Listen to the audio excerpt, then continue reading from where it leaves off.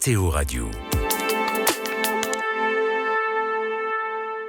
En ce début 2025, les touristes et pèlerins, habitués à voir une longue file serpentant d'un bout à l'autre de la place Saint-Pierre pour entrer dans la basilique, ont pu remarquer un changement spectaculaire. Le jubilé a en effet provoqué une transformation radicale dans la gestion des flux, désormais mieux régulés malgré une affluence qui demeure massive. Le 7 janvier, le dicastère pour l'évangélisation avait fait savoir qu'au cours des 2 semaines suivant Noël, plus de 500 000 pèlerins avaient déjà franchi la porte sainte de la basilique Saint-Pierre qui avait été ouverte par le pape François le 24 décembre. La statistique ne dit pas si tous étaient pleinement conscients et investis quant à la démarche jubilaire, mais en tout cas, cette année sainte a déjà changé l'atmosphère autour du Vatican. La fin des travaux liés au creusement du tunnel sous la Piazza Pia entre le château Saint-Ange et la Via della Conciliazione qui mène au Vatican a permis d'ouvrir un axe piéton vers la place Saint-Pierre.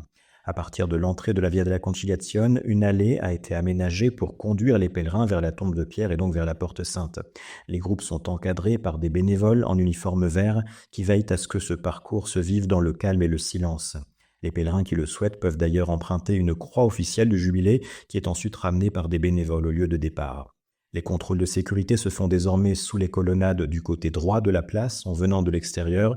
Les effectifs de sécurité ont été renforcés pour éviter tout effet d'engorgement et l'entrée dans la basilique qui pouvait nécessiter parfois jusqu'à 2 heures d'attente, voire plus, peut désormais se faire en quelques minutes. Le jubilé faisait craindre un effet de saturation des foules.